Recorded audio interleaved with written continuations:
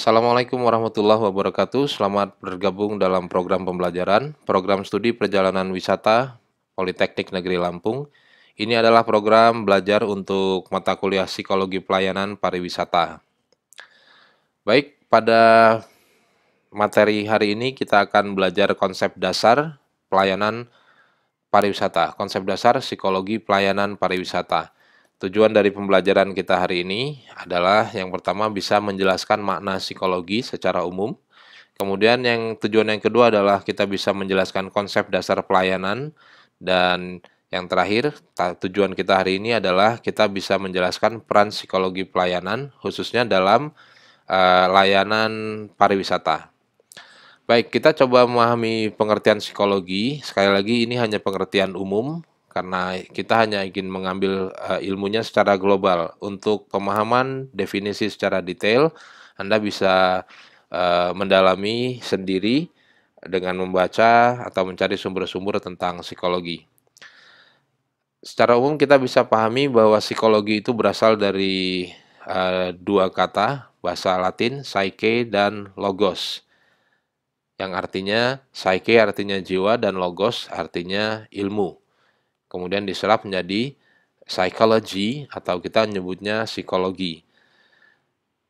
Ada dua poin di sini yang perlu kita pahami. Yang pertama adalah ilmu. Sebagai ilmu ini berarti mencakup pengetahuan, knowledge, dan terapan, applied.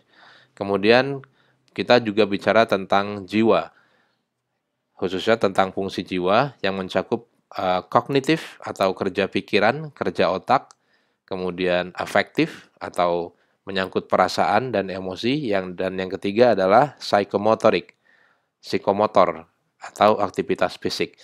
Dari sini kita bisa pahami bahwa psikologi adalah ilmu yang untuk memahami perilaku manusia atau disebut human behavior, perilaku manusia. Kenapa kita perlu mempelajari psikologi, terutama dalam ranah kita sebagai orang pariwisata? Tujuannya adalah pertama kita perlu memahami perilaku manusia. Jadi kita perlu memahami mengapa seseorang melakukan satu tindakan tertentu. Seseorang di sini bisa orang lain, bisa diri kita sendiri. Tujuan kedua adalah memprediksi perilaku. Ya, apa yang akan dilakukan seorang pada kondisi tertentu, kalau kita bisa prediksi, maka kita akan bisa berinteraksi atau mungkin mengubah perilaku yang mungkin dilakukan seseorang. Jadi kita bisa mengarahkan. Tujuan ketiga adalah mengarahkan seseorang untuk berperilaku tertentu sesuai dengan tujuan-tujuan perusahaan atau tujuan-tujuan yang kita harapkan. Ini tujuan dari mempelajari psikologi. Ada 3 poin. Nah, dalam memahami perilaku manusia, peran psikologi itu intinya sih bagaimana kita bisa mengambil keputusan berdasarkan psikologi yang kita pahami. Jadi, berdasarkan ilmu psikologi yang kita pahami, kita bisa mengambil keputusan terkait yang pertama, perilaku individu. Perilaku individu sekali lagi ini bukan orang lain, tapi mulai dari perilaku kita, perilaku orang lain. Nah, perilaku individu ini nantinya akan bertemu dalam interaksi. Maka ilmu psikologi juga bisa digunakan untuk memahami pola interaksi ini. Dan yang terakhir adalah dampak dari interaksi tersebut. Jadi kita bisa pahami di sini bahwa psikologi adalah ilmu yang bisa membantu kita mengambil keputusan untuk perilaku diri sendiri dan orang lain atau orang lain, serta mengantisipasi dari dampak interaksi yang dilakukan antar individu tadi. Nah, ini secara umum peran psikologi seperti ini. Sedangkan kalau kita bicara tentang konsep layanan, kita paham bahwa perusahaan itu ada 2 domain aktivitas. Yang pertama produk, barang yang sifatnya visible, dan kita tidak membahas ini, hanya untuk membedakan saja. Dan yang kedua adalah service atau layanan. Nah, ini yang akan kita bahas. Terus tentang pelayanan itu yang bentuknya invisible atau tidak bisa dilihat, artinya tidak bisa dimiliki oleh penerima dari layanan itu sendiri. Jadi pelayanan adalah aktivitas memenuhi kebutuhan orang lain dalam bentuk yang tidak dapat dilihat dan hasilnya tidak dapat dimiliki oleh penerima layanan.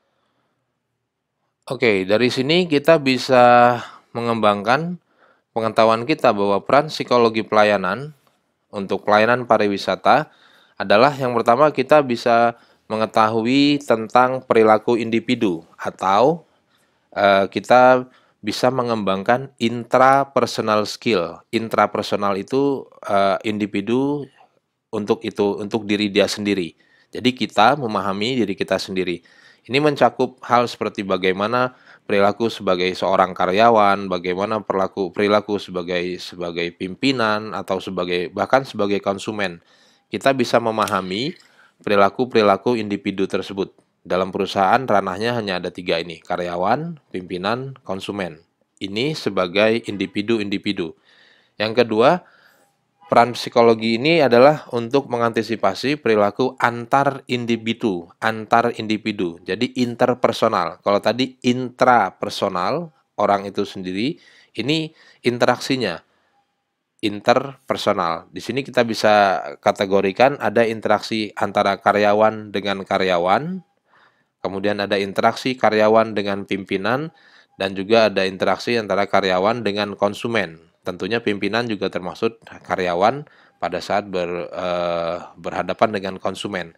Nah, ini yang dibahas juga dalam psikologi yang kita bisa manfaatkan perannya untuk pelayanan pariwisata. Dan yang ketiga, peran psikologi pelayanan pariwisata adalah untuk mengantisipasi interaksi dan dampaknya. Ya, misalnya bagaimana kita bisa mengambil keputusan dalam merekrut pegawai. Ya, kalau perusahaan pariwisata kira-kira pribadi-pribadi seperti apa yang perlu atau yang pantas, yang baik kita rekrut untuk perusahaan pariwisata atau usaha di bidang pariwisata. Kemudian penempatan karyawan juga ini perlu mempertimbangkan aspek berdasarkan ilmu psikologi. Kemudian kita bisa juga menentukan prosedur layanan, SOP-nya seperti apa yang manusiawi, peraturan kerjanya seperti apa yang manusiawi berdasarkan ilmu psikologi yang dipelajari. Kemudian kita juga bisa menentukan layanan yang lain atau layanan tambahan.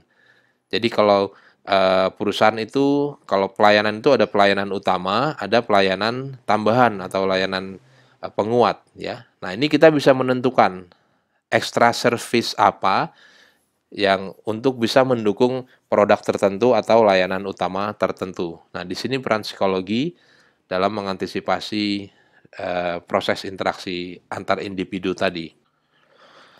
Baik, sedangkan dalam bisnis atau usaha pariwisata, kita mengenal ada 4 aspek yang pasti akan terkait dengan pelayanan pariwisata.